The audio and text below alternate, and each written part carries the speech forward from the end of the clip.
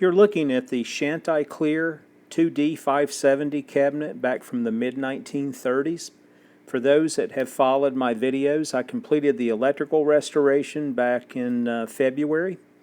And if you didn't get an opportunity, take a look at some of the videos. One that was probably the most difficult or challenging to get the electrical side done was to rebuild and create a new spider and voice coil for this little radio.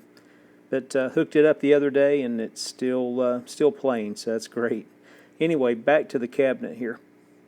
Overall, the cabinet's not in bad shape considering its age. Now, this grill work that's been knocked out here on the right front side, I'll have to reproduce those pieces, but I don't think that'd be, too much of a challenge. I'll come back to that in just a minute.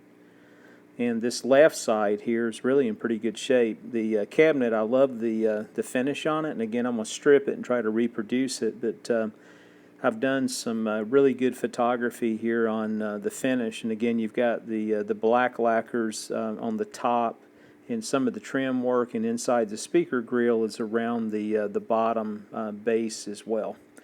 So let me get in here in the cabinet. The first thing I want to do is, as you're looking here, is get this old speaker cloth out and the cardboard that's attached to the radio cabinet itself. Removal of this old speaker grill cloth was pretty much straightforward. One thing that really came in handy was using my little CHP 170 wire cutters. I was able to get underneath some of the small tacks that were holding the cardboard to the cabinet.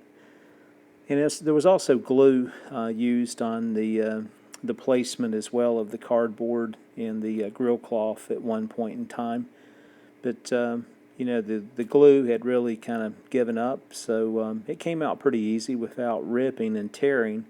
And the grill cloth's in pretty bad shape, but honestly, I may try to salvage it and see if I can reuse it or reposition it and get it cleaned up. If not, I think it looks to be rather common, so I think I can find a generic replacement that would serve my needs as well.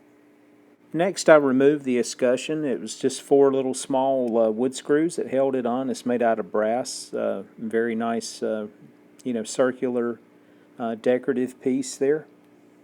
I typically do all my gluing of the cabinet prior to doing the stripping, but in this case I think I'll just go ahead and do the stripping.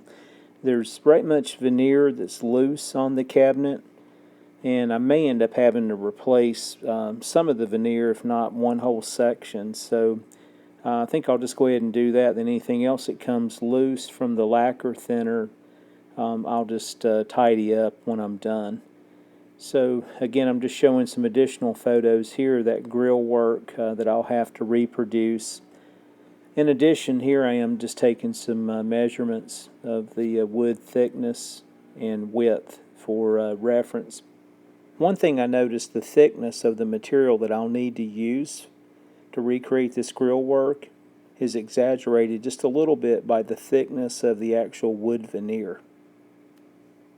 So let's move along here. Let me show you what I did to get some measurements here to recreate the grill work. Here's just some scrap cardboard that I had in the recycle bin.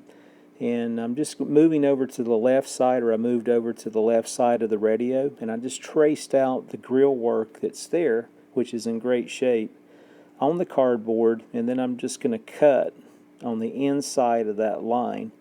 And this will be my template that I'll use for the new cuts, or the replacement material that I'll need to reproduce the grill work. So again, I may do the entire sections, I think, which are about 6 inches in length total, or I may elect just to do the center corner pieces. Time will tell. Again, next thing for me is to get this thing stripped, and then I'll take a look at the material that I'll need to pick up to reproduce those simple corner pieces. So again, thanks for watching. Just a real quick update on the Chanticleer 2D 570. And I hope to have another video up within the next week or two.